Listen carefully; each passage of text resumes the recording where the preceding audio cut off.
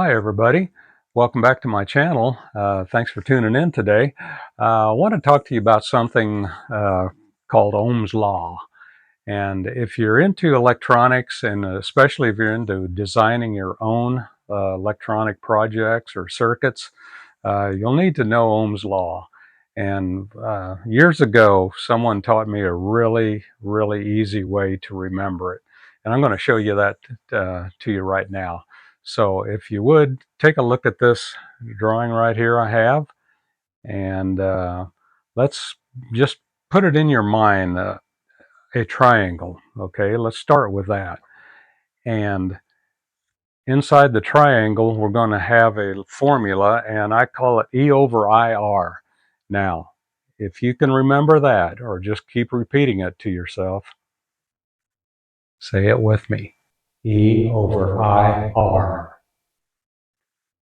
If you can get that in your head and just remember it, it'll keep you from having to reach for the internet or your phone to find out what Ohm's law is or how to use it.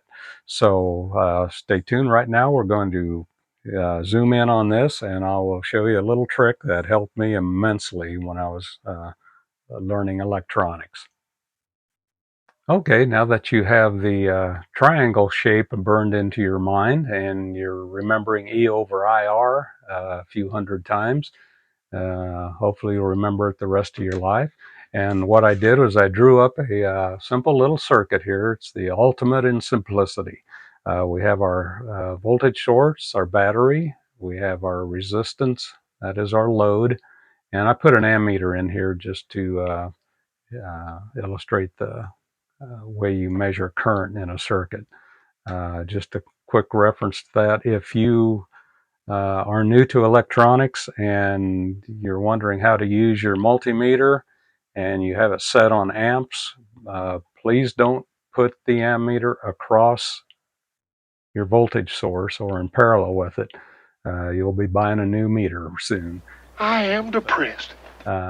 What you do is you put that in series with the circuit, and a voltmeter will always go in parallel with the circuit. So I'm just going to draw a quick V here for a voltmeter, and we'll put that in parallel with the circuit. Okay, now back to our triangle. If you want to know any one of these values, all you have to know is two of them. In other words, if you want to know the resistance of the circuit and you already know the current flow through it and the voltage, all you have to do is put your hand over the part of this that you want to solve for. In other words, if you want to solve for resistance, it will be E over I. In other words, you will divide voltages by amps. And so in this circuit, we know that the voltage is 10 volts.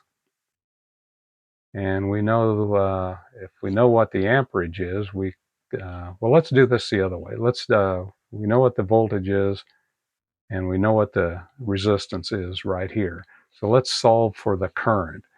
So you would cover up the current part of this image, and it would be E divided by R.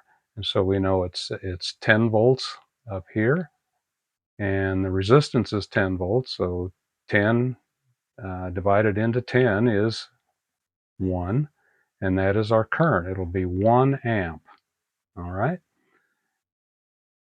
And it's the same way if you know the current flow through here as 1 amp, and you don't know what the resistance of this is, you would cover up the R and divide the voltage by the amps.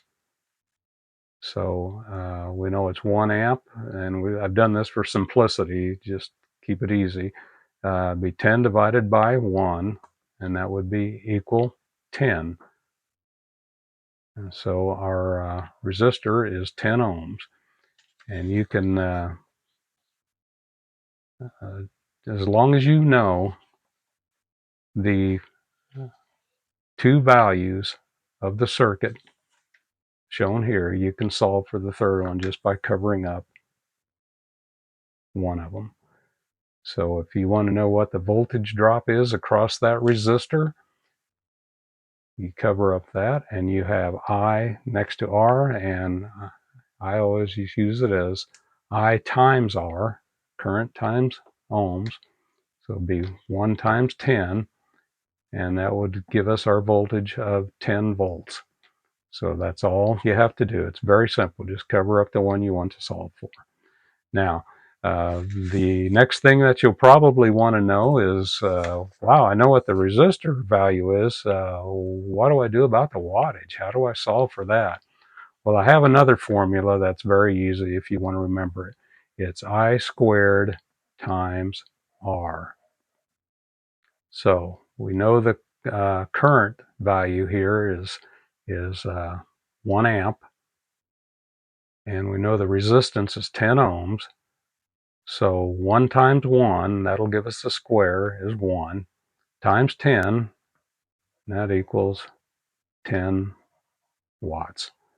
So that is the rated wattage value of the resistor that we should be using in this circuit, because that's what it's going to use in wattage. So that's my video for today. I know it's short, but sometimes short is better. I like them short. So if you want to question me about this or have any other questions, I know it's very simple, but I wanted to instill in you the simplicity of remembering the formula, E over IR, and just picturing that triangle there. And that'll help you be able to solve for any unknown equation. That might help. Well, I hope it does help. If you have any questions, just leave them in the comments below, and I appreciate you watching the video, and we'll catch you next time.